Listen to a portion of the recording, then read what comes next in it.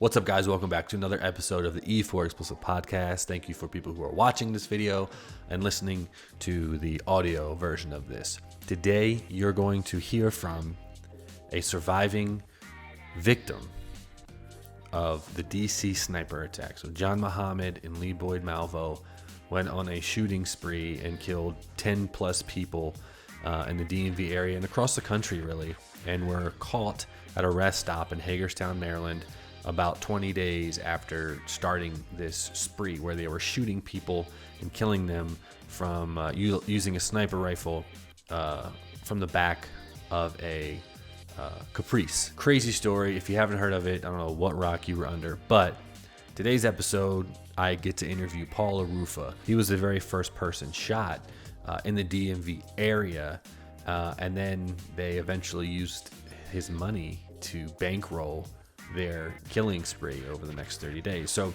it's fascinating. It's an intriguing episode. Please like this video, subscribe to the channel, and hit that bell notification so you get notified every single time I post new content, which is every Friday. I might throw in some bonus episodes here and there when I have like a lot of episodes that I've interviewed. Enjoy this episode of the E4 Explicit podcast of Paul Arufa, a survivor of the DC sniper. I'll see you next week.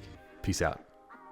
Cool. All right, guys, welcome back to another episode of the E4 Explicit podcast. I'm Corey, and today we have a very special guest, Paul Arufa, who I'm going to let him tell his story here in a second, but just a little synopsis on him. He was the very first victim in the DMV area of the DC sniper, John Muhammad and Lee Boyd Malvo, who are infamous for raining terror on the Washington, D.C. area for, I think, about a month and a half.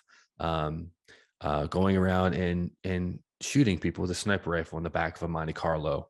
And the thought that went into that is absolutely fascinating, but we'll talk more about Paul's role in all of this.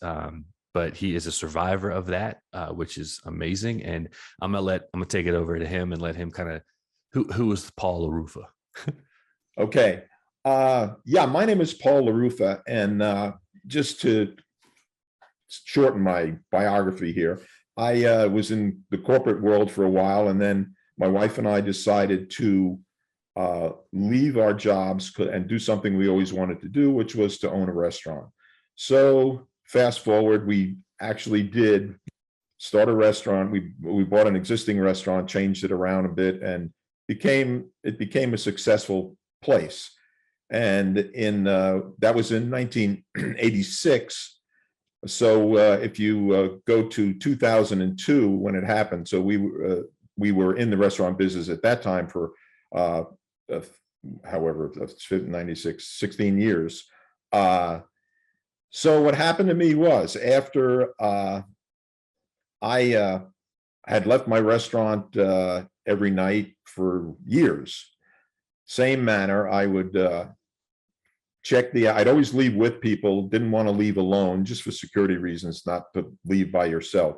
Sometimes I'd be carrying the receipts with me, and so I would go to the bank the next day before I opened up. Other times I would leave it in a safe in the restaurant. It just depended. But this night, on September 5th, 2002, I left with two other individuals at about a little after 10 o'clock at night. I was carrying my laptop and a bank bag with receipts in it, with cash in it, and receipts and credit card receipts.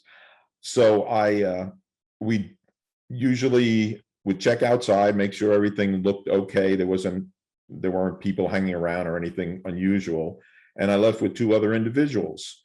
We all walked to our respective cars, and I opened the back door of my car, put the receipts and the laptop on the back seat, shut the door, opened the driver's side, got in and sat down, and was ready to start the car and drive home, which I only lived a mile away from the restaurant.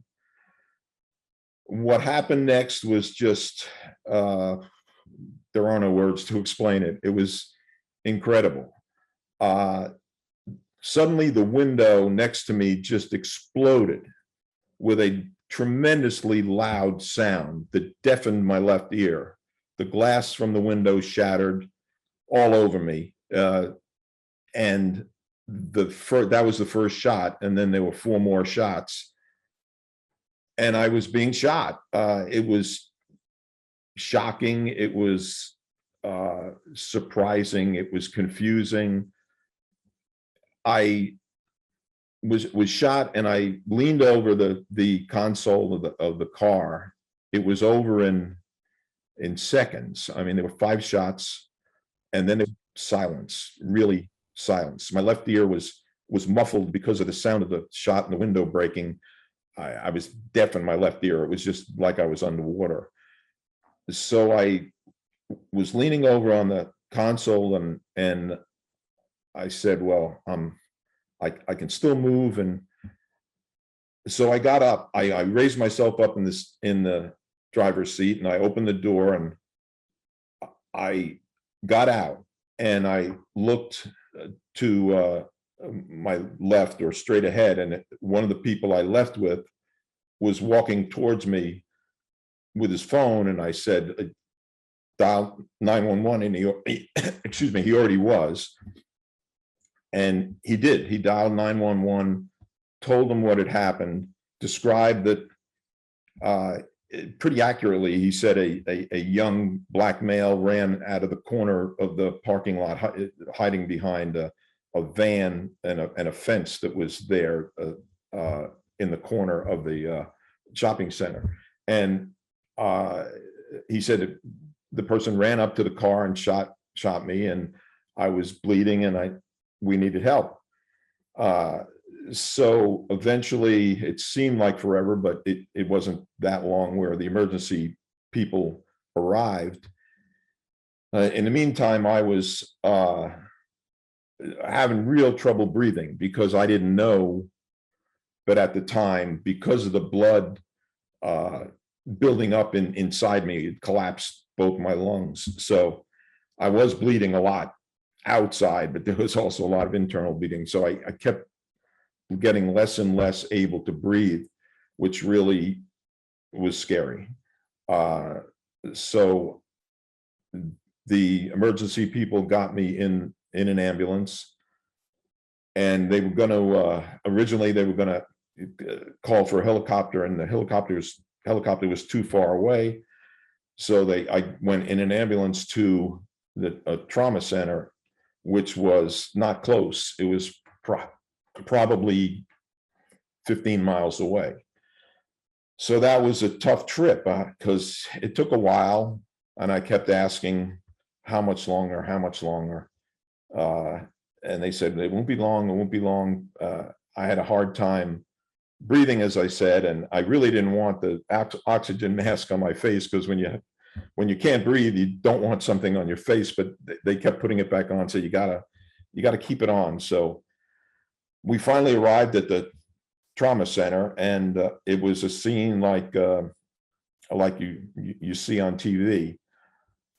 There were a bunch of people that came around the gurney and wheeled me in, and got me off that gurney onto another gurney, and told me they were gonna put me to sleep, and they did, and they operated for 7 or 8 hours and saved my life. So I woke up the next day, and it was pretty confusing. I woke up, and I had tubes coming out of my body. I had drain tubes out of my chest, and feeding tubes in both arms. And the main thing I remember is the first thing I did was I couldn't really move, but I did just glance over at my left arm, and it was unrecognizable. It was the size of a football, and black and blue, and it didn't look like it belonged to me. And I said, holy mackerel. But that was one of the bullets had gone through my arm, all the bullets hit me, but one went through my arm into my side, into my chest, and it swelled up beyond what you could ever believe your skin could swell up. But that was one thing I saw, and it just shocking. And the other thing was that I was happy. I saw my wife and other people that were there, and but I had a breathing tube, because I couldn't breathe on my own, so I couldn't talk or anything, and I couldn't move. So that was the start of my hospital experience for the next 7 or 8 days, and there are other things that go along with that. But that's the story in a nutshell of what happened to me on that day. Right. So, well, no, thank you for sharing that. That was having to, and we talked about this before on the phone, and having to like relive this stuff after we're coming up on 20 years now, next year, which is, it's crazy when I see, 9/11, this is 20 years, this is 20 years for you. It's like, God damn, that's so long ago. But for people that were involved and remember it, it feels like yesterday. Me personally, I was not involved, like I told you on the phone, but I don't know if you've ever talked to someone that's interviewed you that actually was in the vicinity of the area during this, but I think it gives me chills even when I see stuff or talk, or when I hear people talking about it, and I'm like, you literally have no idea. And and you're like an exceptional example because you literally were entwined in this entire thing. But just so everyone listening and watching understands, and this happens too when you hear about Richard Ramirez terrorizing California, when you hear about Ted Bundy. If you didn't live in the area, you don't really understand what it felt. COVID made you not be able to go outside, right? You couldn't go outside, you couldn't do anything. You literally could not go outside because you were scared you were going to get shot in the head by a sniper rifle. So the fact that for over a month that this terror was reigning over the DC area, which is a huge area, it's the capital of the country. It's like, it was unheard of and never happened before. And it was so unpredictable. So for the people listening and watching that's what you have to understand, that this was no one knew what was going to happen next. It was literally like you were in a movie. Because, you couldn't go outside because they said we were going to shoot the tires off of a bus and pick out the kiddies when they would come off literally would say that they would send terror cards to the police department. It was like, you tune in every single night to see what happened that day. And having you who lived through it, which we'll get to in a minute, you were basically the bankroll of what happened for the next month and a half. But just so all the listeners and watchers can understand, this was unprecedented at the time, and still has never happened to this capacity ever since then. And it was absolutely terrifying. You literally could not go pump gas. You couldn't go to Home Depot. You couldn't go to the grocery store without looking over your shoulder and wondering, am I next? So just keep that in mind when Paul and I had this conversation, because that's how it felt. Even as a young kid, I was living in my aunt's house in Montgomery County, literally where all of this was happening around your area. And we couldn't go outside. All outdoor sports had to be inside. It was unprecedented. So let's talk a little bit more about, there's something that you told me that let's just get it out the other day on the phone, which literally blew my mind. So what you just said about, and it was Lee Boyd Malvo, the 17-year-old that shot you. So it wasn't Muhammad. Muhammad didn't pull the trigger on any of these people. Malvo did it all, which is fascinating in itself. So Paul was shot by a 17-year-old boy, Lee Boyd Malvo, who was the trigger man for all the other shootings as well. But there's something that Paul told me on the phone last week that literally blew my mind, because I would never know this, and you would never know this, because if you've seen anything on Paul, he doesn't get the time to really talk about this kind of stuff. So Paul, why don't you tell me what happened a couple of days before you actually got shot? Okay. First of all, I'd just like to remind everybody that I was shot September 5th. The multiple murders on different days didn't start until October. So when I was shot, there was no sniper, and nobody knew anything about a sniper. My case was somebody walked up to the car and shot me, opened the back door, took my laptop and the bank bag and ran down the street. That's what happened. But what Corey's referring to is that 2 days before that, it was Thursday when it happened. One day before that was a Wednesday. I left in the same manner, but I left with a whole bunch of people. There was an office party there, and when that broke up, we closed up. And so I left with a lot of people, and there was no opportunity for him to do it. However, the the day before that, on a Tuesday, so 2 days before I was actually shot, I left similarly with a couple of people, got in my car, started to back out of the parking spot to go home, and heard a thump.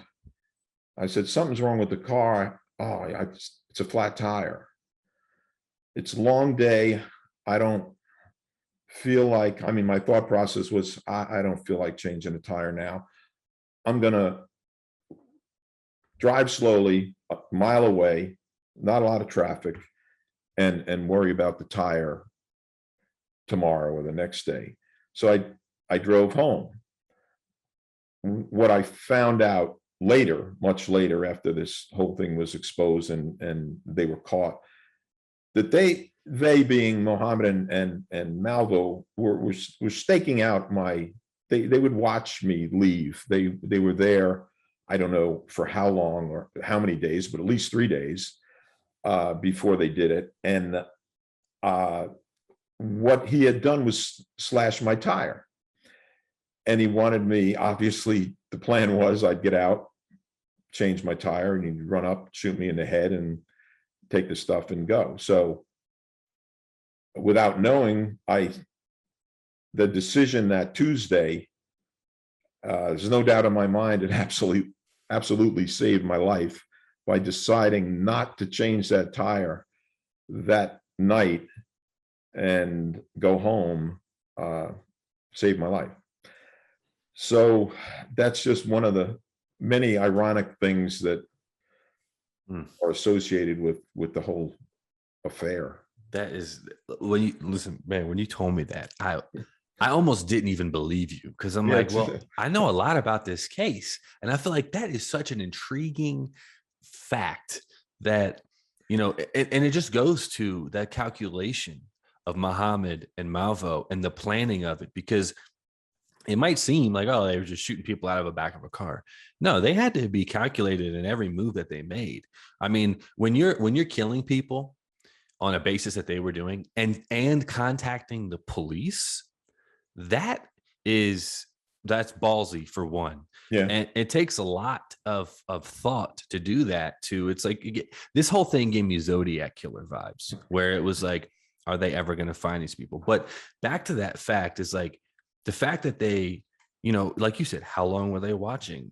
How did they know that you were the owner and you were going to have a bag of cash? You know what I mean? Like, did they come into your restaurant and eat and watch and you just didn't even know? You know what I mean?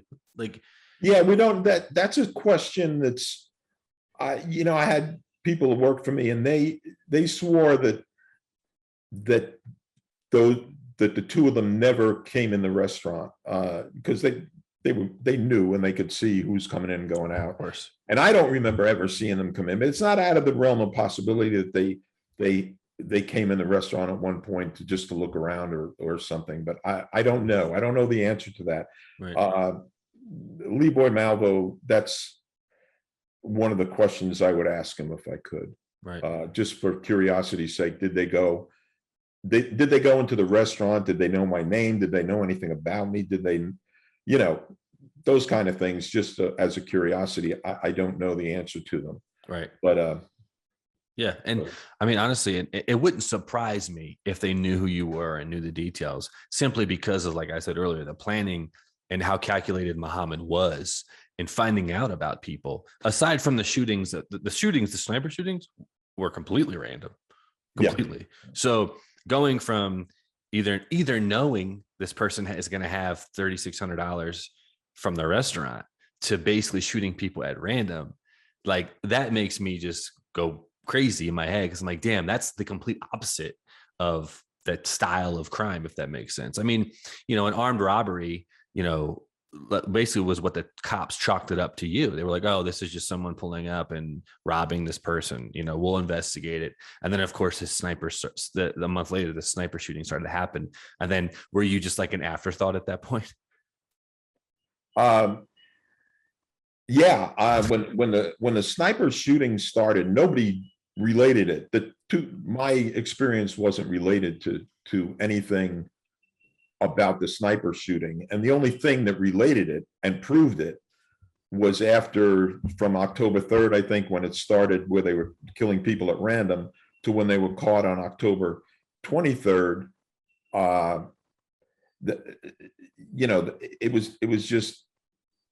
It was completely random, and they didn't connect it to me at all. Right. Until afterwards. And you until they found my computer in the car when they caught them, and then they traced it back and said, oh, okay, now we put the whole thing together, and they outlined it at the first trial. They went in chronological order and said, Paul Arufa, this is what happened, and they took the money.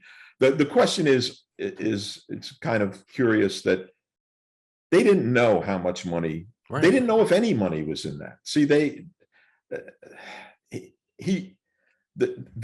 idea wasn't, when people say, well, it was an armed robbery. Well, no, it was really, he was planning on killing me and taking the stuff. And it's different. They didn't ask me for the money. They didn't even know the money was there. There could have been nothing in that bag.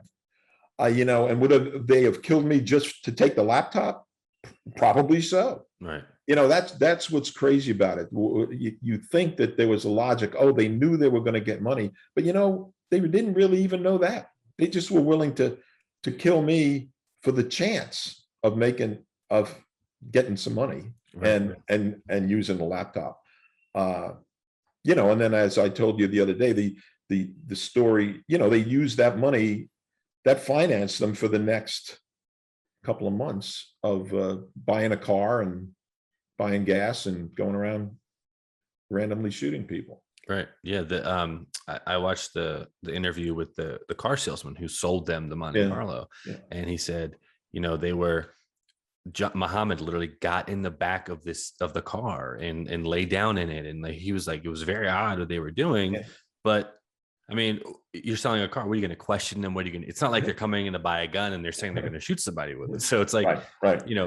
Had he not sold them their car, I mean, they still would have found a way, it seemed. But I think it's fascinating that they use your money, your couple thousands of dollars, to go buy a Monte Carlo and then outfit it to how they needed to do the shootings, and then live in a car basically for 2 months until they got caught. Right.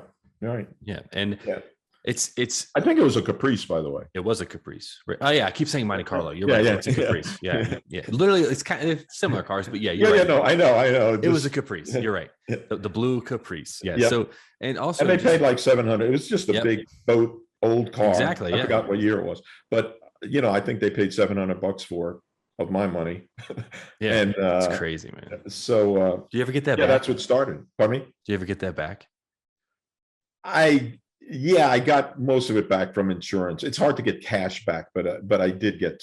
It's hard to prove how much is there. But I think I basically got it back. That's interesting. Well, also, you can say it's to prevent. How can I prove it was $3,500 and not $100, or what if I said it was $10,000? So but I did. The insurance company was really fine to deal with. They never argued about, I was gonna say, they probably buying me a new computer and buying me extra stuff. And I hope that.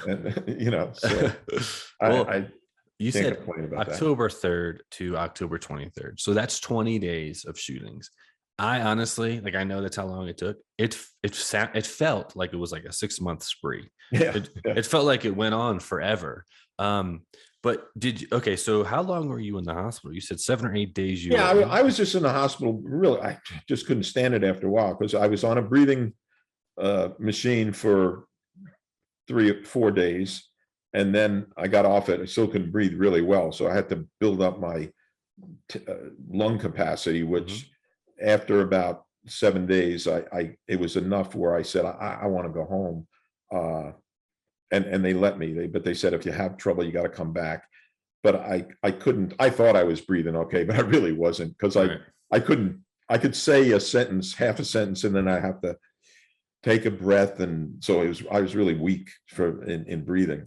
But I came home in a week, say, and the biggest, longest lasting physical problem was that the bullet that went through my arm injured a nerve, and it's the nerve that controls your hand, the opening of your hand. So it was kind of weird. I could close my left hand, and once it closed, no matter what I did, I couldn't open it. I could What? feel it open, but I couldn't open it. So that it makes your hand useless. But Wow. they had two young occupational therapists, I guess. They built, and I don't know if they built one of these things before or if they invented it at this time, but it was the most fascinating invention. They molded, it's hard to explain, but they molded a plastic wrap for my arm so it would fit my arm. And they had pins coming out of the front of it. And the idea was it had a pivot point, an anchor point on the back here. Mhm. And it had fish line going through the eye, the metal eyes. They were pins with an eye on top.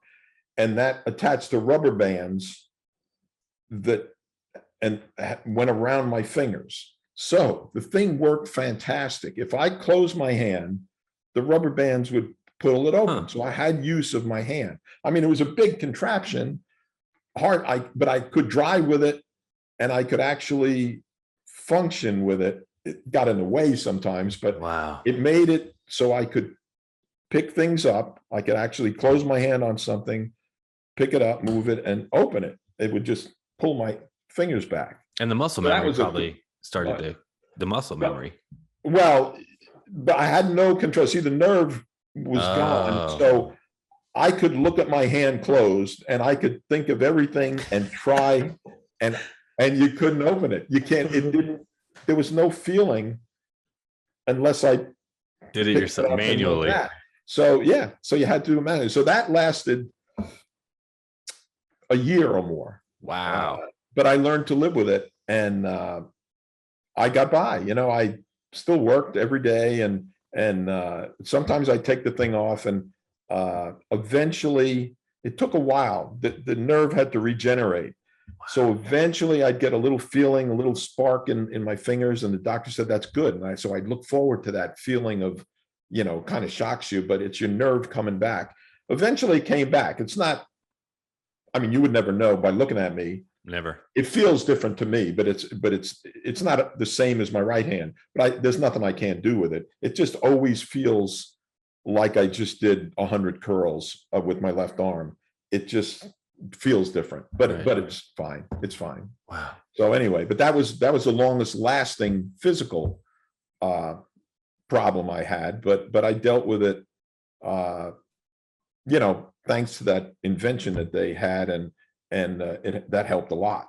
That's fascinating. And so physically, that's what you dealt with. But I mean, I can imagine mentally. I mean, so you're out of the hospital, you're back home when the shooting started to happen. Are you like looking over your shoulder? Like, is it going to come back? I'm living through it like everybody else. I was back at the restaurant, and I'm living through that fear. But initially, why I say physically is mentally. From the first night when I was conscious, and then that night when I went to sleep was the first time it happened. And you have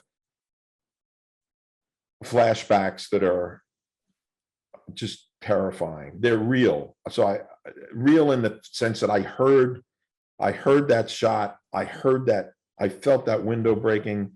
It's the worst. It's worse than any nightmare you could ever have. It's just you relive it. And I relived it every day, every night. I would jump out of consciousness and hearing that shot and feeling it. So from September 5th till well after they were caught, it's not an exaggeration to say I would have flashbacks at least once every day, at least once every night. So I feared going to sleep. I was mentally just a wreck. I was nervous. I was anxious all the time, and it was tough. It was tough being anxious, and not everybody's anxious because they have to do something, but when you're incredibly anxious all the time for no particular reason and you can't control it, it's hell. It's hell. Because remember, I was shot. Nobody knew who shot me. I didn't know whether they were still out there. I didn't know whether they were coming back for me. I didn't know anything. So I was just paranoid and anxious. I would be looking out at blinds. I couldn't, I had to get back to the restaurant. I tried staying home for a day or so, and I couldn't do it. I couldn't be there alone. All I did was look out the window and then run to another window and look out the window. And I was just a nervous wreck. So I said, I'd feel better if I went to the restaurant around all the people, around all the, and that was great. I could go to the restaurant during the day and hang out. I could work, but not really a lot. And but I knew at night it was coming. So I just didn't want to go to sleep. I tried to stay up as long as I could, but I knew I would fall asleep and then I would wake up at some point where it would just happen again. Wow. So I went through that. So that was the hard, just mentally, it was something I never dreamed of going through. And all I can say is it's hard not being able to control what's in your head. You just can't control it. It's something that happened. I tried every trick in the book. I'm not going to, whatever trick I could think of to try to mentally not have it happen, but it would happen. It would just happen. So that was the worst part of the whole thing. But luckily, it waned after they were caught. I think that was a big thing. The fact that they were caught just subconsciously made me better, made me feel better when they were caught and they finally tied it to me and this is the guy who shot you. I think not consciously felt safer, but I think subconsciously I felt safer because I didn't have the flashbacks anymore. Really? So, they stopped? Yeah, they stopped. Wow. I did see an expert psychologist who handles trauma, PTSD and other trauma especially from police units or police men or women who have shot somebody and or have been shot. Right. So I went to see him, and I only went to see him maybe three times, maybe four times, and we talked, and the thing was the flashbacks went away. Eventually, they just went away, and I was fine. And I was also worried because I felt fine, and I would ask him. I said, will I have a relapse? Will all of a sudden my head blow up or something? Right. And he assured me that no, I dealt with it, and it was over. That part of it was over. So and then from then on to this day, I'm fine. I'm fine. People say, do you think about it? And yeah, thinking about it and being haunted by it is two different things. I'm not haunted by it. I just look at it. It was an incredible experience in my life, that not a good one, but it's something that happened, and I can talk about it, and I'm here and I'm alive. So how can I be, I'm happy. Right. No, that's a great way to look at it. I mean, there's really no other way to look at it. Right. And so take me to the moment when they get caught, just so everyone knows. I'll let you tell the story of how they got caught, which is fascinating. But how did they go ahead? No, they got caught, and later after some days, they said a computer. They found a laptop in the. Did you find that on the news though, or did someone call you? No, I found that on the news. Wow. I think when they said it was a Sony Vaio laptop, I said, "Oh man, oh my God. I had a Sony Vaio, and never would I have, connected what was going on." I said, wow, well, maybe it is connected. And then then I got involved with the FBI, and they said yes, it was a Sony laptop, but it took forever to get verified that it was my Sony laptop. Now everybody assumed when they found the Sony laptop, and then it came out that I had a Sony laptop, everybody assumed it was mine. Wow. So I had news crews at the restaurant, satellite trucks every day for a week or more from everywhere. And I was always careful to, I'd answer their questions honestly, but I said, well, nobody's told me yet that it's mine. Well, we're pretty sure it's yours, but nobody said it. So I was always skeptical and always said, well, what if I'm out there, I'm on the news, I'm saying, yeah, okay, this is terrible. And they say, oh, never mind, Paul, it wasn't yours. So we're back to, with your case, we're back to step one. Right. So I was hoping that wouldn't happen. So I was hoping it was mine. So then, it would prove that we knew what the story was. Right. And you can get some eventually answers. it just took a long time. It took a long time because the bureaucracy of it all. And I was just one little part of 20 police organizations investigating different parts of it and stuff like that. So it just took a while for them to finally say. They finally called me one day and said, yeah, it is your laptop. So we know. And then then Malvo admitted that it was, and that's where he got it. And then it went from there as far as a year later going to the trial and the whole thing there. Wow. That's fascinating. So, and also, like, if you haven't looked into the story, I mean, it was worldwide. I mean, everyone knew about it, but if you can also start tracing back, because the DMV area was just a portion of their murder spree. They were sprinkled around the entire country and started out in Washington State and Seattle, where Muhammad, tell me if I'm wrong, Muhammad told Malvo, walk up to this door, knock on it, shoot this lady in the face. This is my ex-wife. Well, he shot the wrong woman. He shot her sister instead, right? No, it was her. What happened was he told him to go up to the door and shoot the woman that came to the door. The woman, there was a woman in the house, and her niece was a young girl, Kenya Cook. He wanted to shoot the woman in the house because the woman in the house was a friend of his ex-wife who testified, who was at the hearing, the child custody hearing, where his children were taken away from him. So that's the woman he really wanted to kill. And instead, the young girl answered the door, and he shot and killed her. And that was the start. Then they went to Arizona and shot a man on the golf course and killed him. Then, I mean, just the chronology is then they made their way across the country. People get confused, and if I could, let me just go through a real quick chronology of it. When they came to Clinton, Maryland, because Mohammed's ex-wife happened to live right down the road from my restaurant. Wow. So that was the whole deal of they were coming and they were eventually going to kill her. But what happened was that they shot me, they got the money. They went to Jersey, they bought the car. They came back to the Clinton area where I was, and they shot another guy who survived. He was coming out of a liquor store, and they just were practicing. They shot him. I mean, his story is crazy amazing. He played dead. Wow.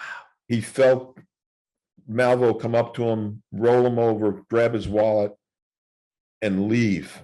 But he was alive, and he called 911 himself, and they got to him, and they saved his life.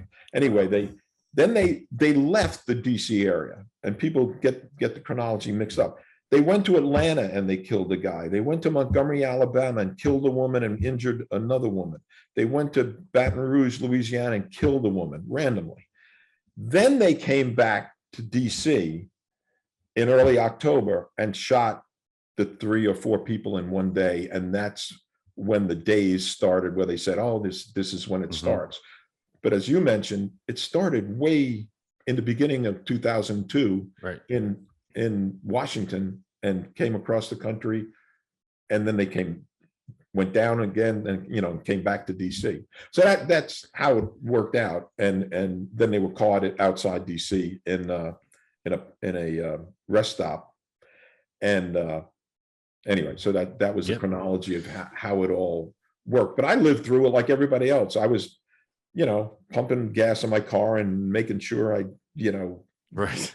ducking around. And people don't understand, but you pumped gas in your car and left the gas station and actually felt good. Like you beat you didn't get shot. Yeah, no. Yeah. Seriously. And you felt, oh man, relieved. I did it. 100%. And it was a crazy feeling, because then you'd wake up the next day and look at the news and want to know where they were and who was shot. And so anyway, it was one hell of an experience that continued to, by the way, today's September 6th that we're doing this, and last night was at 10:15 was the 19th anniversary of my shooting. Wow. So it was yesterday, was 19 years ago that it happened. That's when it kind of, that's crazy. That's fitting that we're doing this the day after. It's amazing that it doesn't seem like 19 years. And as you said before, anything that happens like this to people, I think they agree that it's both, you have both thoughts that it happened ages ago, and yet you have the thought that it happened last week too. You have both ways of looking at it.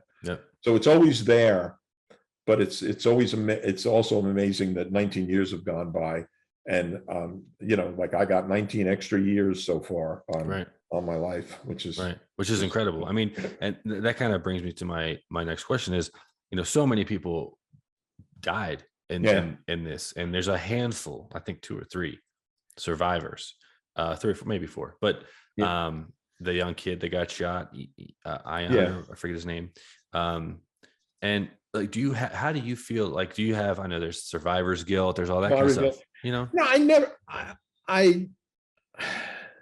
I never had bad survivor guilt. I mean, you do wonder. I mean, I did wonder, how was I so lucky or blessed to survive when others didn't have a chance? And I'd always say that I just had a chance. The other people, if you're mowing your lawn and somebody blows you away with a rifle, you don't have a chance. You're alive and then you're dead. Mm-hmm. I was given a chance. I had some time to deal with it, but I never really had. I don't think I really suffered from survivor guilt, but you do wonder that you feel horrible for the people that died and say they didn't have a chance, and yet I got a chance. So, and people always say, or always said, well, there's a reason you survived, but then the thing is, well, what's the reason? You have to figure out what is what should I be doing if there really was a reason that I survived. So I always joked about it and said, well, I can't figure out the reason. Maybe I should run for governor or something. Yeah, do something extraordinary there. But anyway, I don't think I thought about it, but I don't know if I suffered from survivor guilt. Maybe to some extent I did, but I don't know. Yeah, right. I'm just curious because I've always wondered that, because I talked to people in the military that survived crazy situations, and they have terrible survivor's guilt because it's their brothers. A little bit different situation. Yeah, it's a little different. I mean, I think it would be different if you were with 3 people and they those 2 died and you didn't. Right. And you'd really ask the question, why? Why did that happen? Right. So did your okay, so let's talk about Muhammad. Muhammad they got caught in Hagerstown, Maryland, randomly by accident by a truck driver that recognized the license plate. License plate. As soon as the license plate was put out on TV and radio, within, I don't know, it's a really short period of time that truck driver saw that license plate on that car at a rest stop. And they got him. And then so they arrested him, they tried him, and Muhammad was executed. Right. Did you go to that? No. I said from the start I wouldn't go. because, you know, I didn't want to go. I said, he stole days out of my life. Why? I don't want him to steal another day. I had no desire to watch him die. It wouldn't have made me feel better, and I didn't go. I did write a note, and I asked them to read it to everybody there, and they did. Oh, wow. And it just explained that what I just said, that I didn't want him to steal another day from me, and that's why I wasn't there. And I you know, so I had no desire to go. And I talked to people who did go, and they said, a couple of people said, you were right. It didn't do anything. It didn't satisfy them. It didn't change Not that they anything. were against him being executed. It's just the event itself didn't. I mean, I'm sure it satisfies some people, and other people it doesn't. Right. Did he show any remorse? No, he never did. He never admitted anything. He never he never showed remorse at all. Whereas Malvo has. They were different people, and Malvo was only 17 and he was 42, and there were a lot of differences, but he never showed remorse as far as I know at all. Yeah, he looked like he didn't. Every time I saw, he didn't do any interviews that I saw, and every time I saw him on camera, it was just staring, like looking like right through you. You there was nothing there. And why did I had the experience? Talk about, you want to know another ironic experience talking about Muhammad. I think I was the only one, or maybe there were two people. When the trial started, he was representing himself. Mm-hmm. So he got to question me on the witness stand. What? Yeah, see, I was questioned by the guy who wanted to kill me, which was another ironic part of my story that is just ironic and mind-blowing. The night before I was testifying, I mean, I knew he was going to question me. Wow. And I was a little apprehensive about it. I said to the FBI guys, I'm really going to be not comfortable with him standing in front of me asking me questions. Yeah, no shit. And they said, you know, we know that. And the judge made a ruling that the judge's, you know, stand was this way, and he put a table down the middle of from the judge out. Muhammad had to stay on the other side of the table. The witness stand was to the judge's left. He had to stay on the right side of that table and ask me questions, which made me feel a lot better because he was 15 feet away from me or more. I just didn't know how I'd feel or what I'd do if he was, like you see on, you know, if he walked right up to the witness stand and started asking me questions. Yeah. I said, that's not there might be a problem. Yeah. Yeah. So that, but it was still crazy that he asked me two questions, I think. Did you see the guy who shot you? No, I didn't see him. I didn't. I saw a flash of light and the thing blew up, and I didn't see who it was or could describe him. And then he asked me, I don't even remember the second question he asked me, but what he did was, before he asked the question, he said to me, or said to the whole court, he said, I know what it's like to be facing death, so he and I had something in common. And that was insane, because he was implying that him facing the death penalty was the same as me facing bleeding to death, getting shot. You know, and the judge said, which I thought was really good, he said, no, you cannot say that. You have to just ask him questions. Don't say anything like that again or whatever. So he got reprimanded for saying that incredibly absurd comparison. That's But that's that's what insane. happened. That's like, So anyway, then after I think the next day, or maybe that same afternoon, he decided not to represent himself and took his lawyer's advice, and they represented him. I think I was interrogated by or questioned by him, and maybe one other person was, but then he quickly changed his mind on being a lawyer. yeah.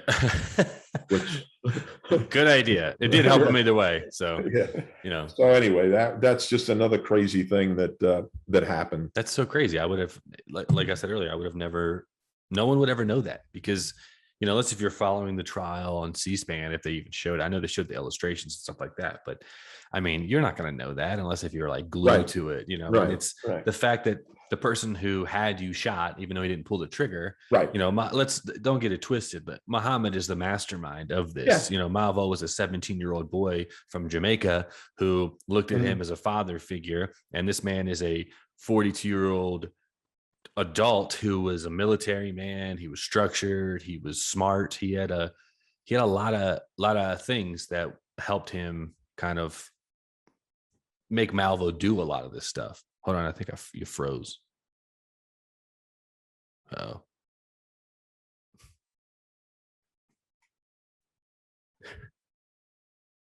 Oh no.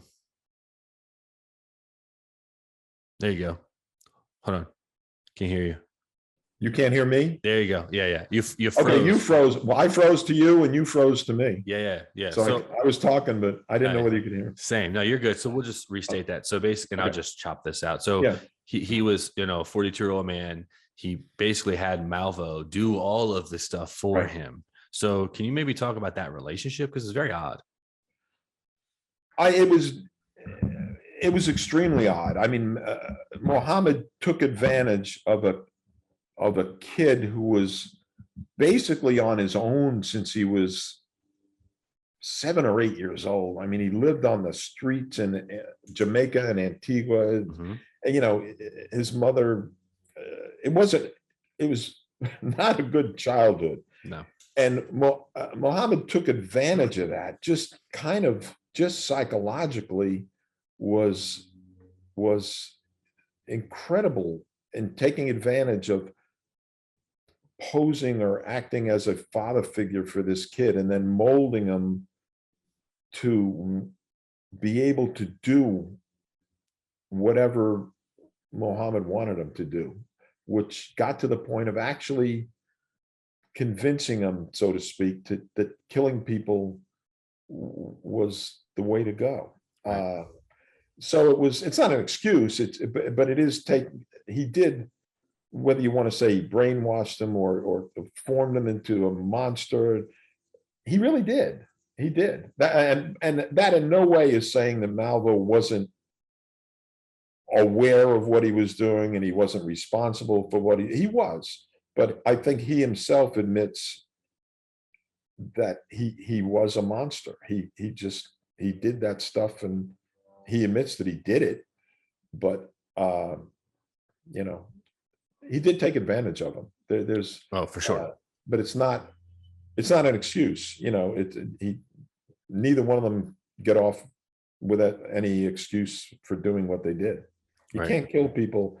I mean, I always said that when Malvo shot me, he knew what he was doing. He wasn't a robot. He wasn't controlled to the extent that he just was doing something and walked away and didn't know what he did. But he knew what he was doing. Right. I agree.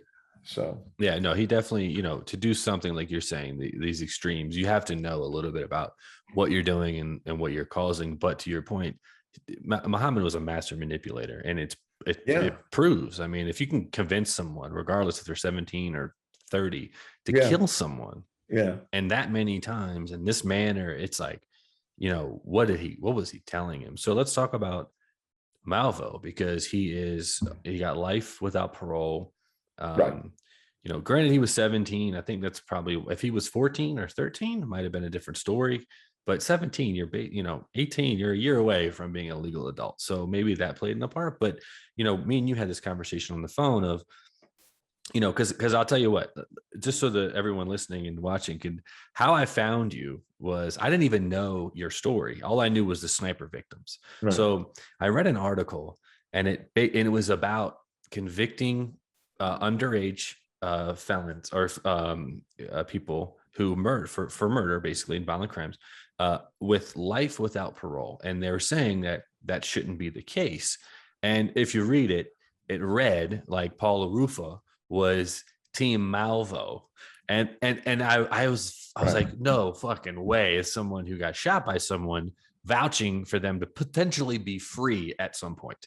So that's why I reached out to you, and you clear that up for me. So maybe Yeah. talk about that for a second. Yeah. There was a organization I was contacted. I was contacted by them, and they just asked if I would. They told me what they did, and if I would be interested in finding more about it, and what it was the campaign for the fair sentencing of youth. And their premise is that there is science that says brain development doesn't complete itself until the early 20s, and 17-year-olds and 14, 15, 16-year-olds do things, and they don't have the same feeling that older people do. They do things, they don't think of consequences. There's reason to believe that, or scientific reason that backs that up. So they're in favor of, and there are 25 or 26 states and the District of Columbia that have outlawed the sentence of life without parole for juveniles, people under 18. And I said, I understand that. And in being involved with this organization, I met a whole bunch of people that have been given a second chance, evaluated after some time in prison. And some time means I met people that served 40 years in prison or 30 some odd years in prison, and then were finally given a second chance. They were serving time because they did something when they were 14 or 15 or 16 years old, and were sentenced to life without the possibility of parole. Now, these people were released under this, the idea of this law, and they become good citizens. What they did at 15, they understand, they take responsibility for it, but they are vastly different people when they're 35, 40 than they were at 15. And some of them didn't actually kill somebody. They might have been just with somebody who robbed a store. And so I didn't think that. I thought it was reasonable that's not justice, that somebody should at least, if you're 15 years old and you're with a group of people and they do something horrible, kill somebody or hurt somebody really bad, should you go to jail for the rest of your life? And I thought, maybe not. And all I was advocating for is to not have the sentence be life without the possibility of parole. So when you're 15 and you're sentenced to life without parole, you're condemning somebody to basically die in prison after 60 more years or 70 more years of living, which I don't think that's justice. Right. So anyway, and the important thing to me was, all the law is saying is that you can't sentence a juvenile to life without parole. And it's saying that the laws that are being passed are, if a juvenile commits a crime, after serving, in most states, it's after serving 20 years, you get a hearing, a chance. You don't get out, you get a chance to get out. And I said, what's unreasonable about that? It's not saying you get out. And therefore, when you say the law was passed in Virginia, Malvo is in prison in Virginia. I guess the way I understand it, after 20 years, next year will be 20 years. And I don't know if it counts from when he went to prison or when it's maybe it's Time served, all that 2023. stuff. Yeah, Yeah. 2023. I don't know, but in a couple of years, he will, because of that law, he will be eligible for a hearing. Mhm. That's not me saying, he just happens to be in a state that made this, and he will be eligible because he fits the criteria of Right. what the law is about. But that's not saying I'm in favor of letting Malvo go free. Right. It's just there are 500 other people that would be on the list going free before Malvo, Right. because they didn't kill 10 people. Right. So it's just a matter of degree, and it's just the press does crazy. They make it. I knew there was a danger that they would make me sound. The value of me advocating for this is that, okay, I was a victim at the time. I hated who shot me. I couldn't care less if he got life without parole. I didn't think about it then. I think about it now, not in relation to him, in relation to these other people who may deserve a chance. But even the laws now that say after 20 years you get a hearing, everybody doesn't get out. Right. I think it's in Arkansas, 2/3 of the people don't get out. When they come up for the hearing, they say, no, we're not letting you out. Right. So it's not like, oh, let's open the prisons and let everybody out. And there's other maniacs that have these ideas. Right. I'm not for that at all. I'm just for a fair system where you do have punishment. You have to have punishment for going out and killing somebody, but maybe you don't have to spend the rest of your life in jail from the time you're 15 till the time you're 75. Right. And that's all I advocate for. And it will happen. The Supreme Court ruled that basically you can't sentence a juvenile to life without parole, but then they have unless they're incorrigible, and who decides that? Who decides that somebody cannot be turned around?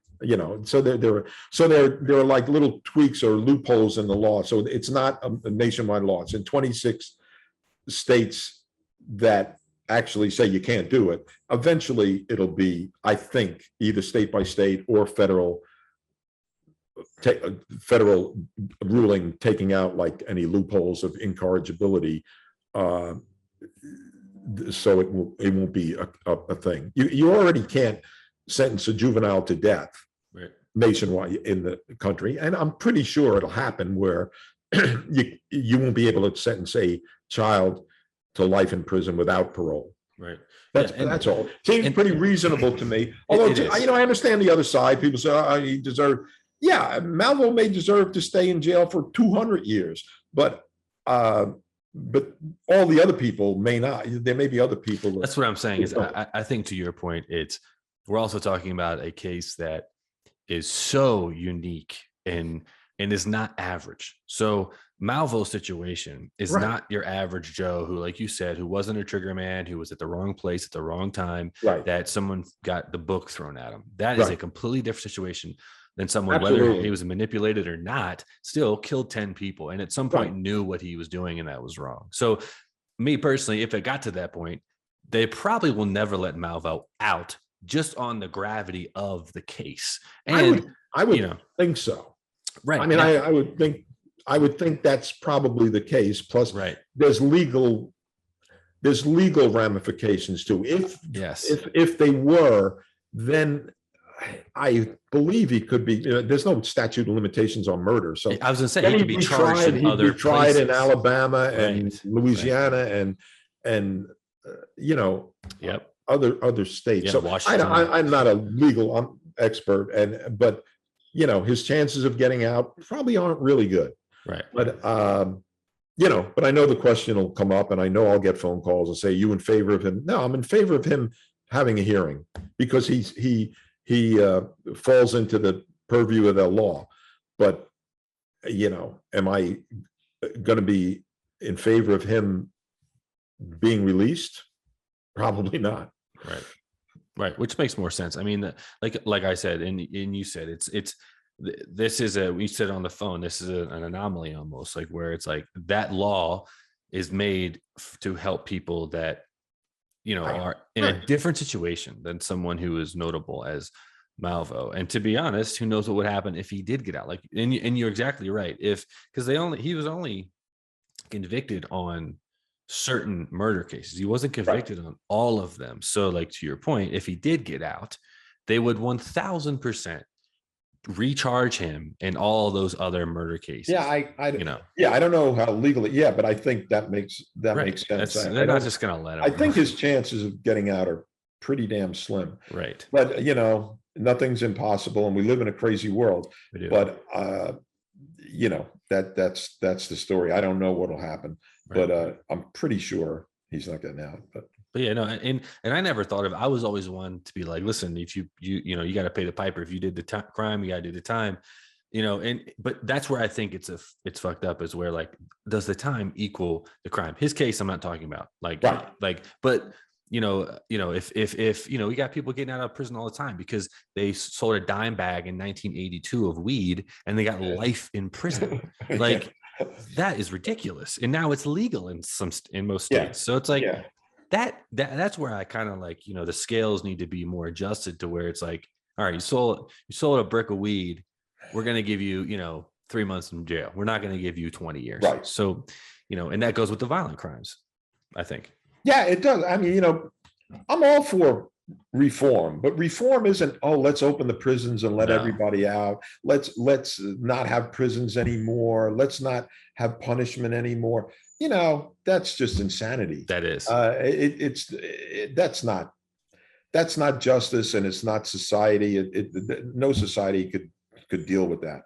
But I'm all for having as equal justice as you can.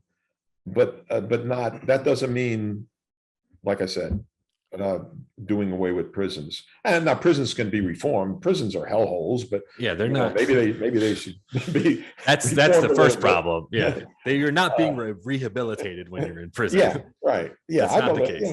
And I am a believer that people can change. And I've met them. I've spent time with them. I've had dinner with them. And obviously I met them and they're in their 30s or 40s. And obviously I can tell they're not the same person that did whatever they did in 30 years ago. Yeah, at 15 years old. Person. You're right. And there's science, like you said. I mean, I think it's like, there's a study, the male brain doesn't fully develop until their late 20s, which sorry, ladies, but that is true. And doing something at 12, 13, 14, 15 years old, and sometimes there's these anomaly cases where the kid is just like like they are like something wrong with them, but it's like things led up to that point, and you're exactly right. I don't think but what you're not saying though, is if someone is, when you're 24 years old and you do something, you gotta, it doesn't equal. It's only for juveniles. Yeah. Right. There is a reason why these laws. Kids aren't the same as adults. People want to think they are, but kids aren't just shrunken down adults. They're just not. No.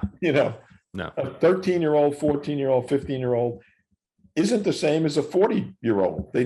They have a different way of thinking and acting, and it's just, they're not the same. So and we don't treat them the same in a lot of things, but yet somehow, we were treating them the same.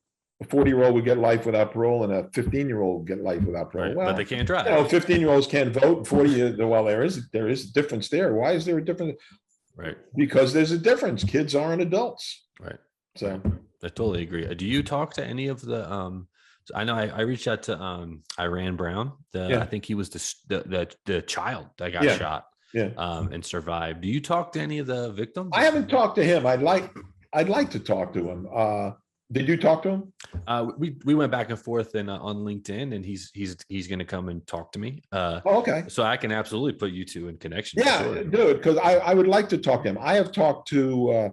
I did a show years ago with Caroline Sewell and what's her name? My mind is blank. Two women who survived. One, Kelly Adams. Well, her name is Kelly. She has a different last name now. But Kelly Adams and Caroline Sewell. Kelly Adams was coming out of a liquor store that she worked at with Claudine Parker in Alabama, in Montgomery, Alabama. And Claudine was killed instantly. And miraculously, Kelly survived. She was hit in the face and part of her face was just blown off, but it's all been, she's had a million operations and so she survived. And Caroline Sewell was shot in a parking lot in Virginia and she survived. So yes, I've talked to them. And it's interesting because we had, if you asked, I was asked to describe what I felt that when I was shot, what I felt mentally. And it's absolutely amazing that not knowing these other two people and hearing them, all three of us had the same kind of thoughts. Wow. Which is, it was, to me, it was pretty amazing psychologically that, that when you think you're close to death, you kind of thought the same things. And so, yeah, I haven't in years, I haven't talked to them, but I have come into contact with them in the past, but not so recently. Awesome. With other people who survived. So that's cool. Do you do like talks or anything, or talk about like anything like that, or do you just kind of like do your own thing now? You mean now? Do I? Yeah. Like what's Paul doing now? What I do now, I retired. We sold the restaurant in 2008, and after 22 years, and now I'm just retired. I mean, I just do a lot of stuff. I live in Southern Maryland, and I have 15 acres, and I have 2 horses. So nice. That keeps me busy just working around here. Right. But I try to do, like, I was active with CFSY, and I do stuff with them, take part in some of their, seminars and stuff. And so that's it. I keep busy. Good, man. Yeah, you seem like someone who needs to keep busy. I mean, you told me a couple of days after you got shot, you like wanted to go back to the pizza place, which makes sense because it's probably like a mental escape. Oh yeah, I felt good there, and I wanted to go back, and I did. And I was there, pretty fast after. It wasn't like I was not there for 6 months, right? Because when you have your own business, you got to be there every day. My wife and I were there every day, so it's hard to do it by yourself. So if I'm sitting home and she's there by herself, it's tough. And that only happened for a couple of days. Then I came back and at least could see what's going on and get around a little bit. And then I got more into it, and I could work with my crazy thing on my hand and bartend, and I could even cook using my weird thing on my contraption. Hand. Yeah. But the worst thing was, it's a sidelight, and I always remember this, and I tell people, you don't realize when I first got home and from the hospital, and I got to actually take a shower, I didn't realize it's really hard taking a shower with only one hand. Oh, for sure. You're doing this and opening your hands. It was pretty funny, so I'd use my bad hand I put the washcloth and just hang it on my hand. So I use that as a little thing, and I take it and then put it back. But that's amazing. But not being able to use both hands was pretty, you don't think of it. No. But when you take a shower, you are using both your hands all the time. Oh, 100%. Yeah. You take these things for granted. I know. Do something with one hand, like taking a shower is I stopped and I said, holy mackerel, this is really weird. This is really going to be difficult. This dumb looking hand that doesn't move isn't helping me at all. Literally. Just so, how do you soap up a washcloth one-handed? Right. Yeah. No. Lay it on this dumb hand. So anyway, there are ways to do it, but it's not easy. It's not easy. But anyway, I do have to do things every day. So every day, if I go through a day and I never have nothing to do. When people say, "Oh, I love to sit around and do nothing," I say, "How do you do that? How do you do nothing?" Yeah. I don't know how to do nothing. Yeah, no, But it's, anyway. I agree. I'm there with you. And one last question, and I'll let you go. Yeah. How did your wife handle all of this stuff? Because I can imagine, you being shot, being involved with DC Sniper. Like, how is she with all of this stuff? Oh, she's been, I mean, she went through hell, when it happened. She was sitting there a lot of time by herself before my son got there. I just can't imagine sitting alone in the middle of the night, from they started operating on me at probably 10:30, quarter to 11 to, I don't know, 7 o'clock in the morning, whatever. They come out, somebody would come out and give her some progress reports on what was happening. But that was rough. That I don't know how she did that, but that's pretty tough. Not wondering whether You're gonna I was live. going to die or not. Yeah. And and then she was tough through it all. I mean, she just hung in there and put up with you know, satellite trucks at the restaurant, and people wanted to Right. interview, and it was a crazy thing, because I always say it's a weird feeling when you're used to watching the news and seeing these kind of things happen, that compared with you're the guy on the news, and that's a weird feeling. It's me. It's really me. You're talking about me. Am I? Yeah, yeah. Yeah, and that's weird. You say, Yeah. how did I go from watching the news, which always happened to other people, to all of a sudden it happened to me? And you always Yeah. hear, "Oh, it could happen to you. It could happen anytime." That's true, It because is. it did happen to me. Right. Right. And so it is weird how your mind works, and you say it could happen, and people that say, there's no guarantee for tomorrow, you could die today. It's true. It is. It's Yeah. true. Yeah. I was fine. I left the restaurant. I was fine. It was a good night. It was a good night. 16 years of business, Great really doing life. Yeah. well. And it had a chance of ending in 20 seconds. Right. And the fact that it didn't, I'm thankful every day.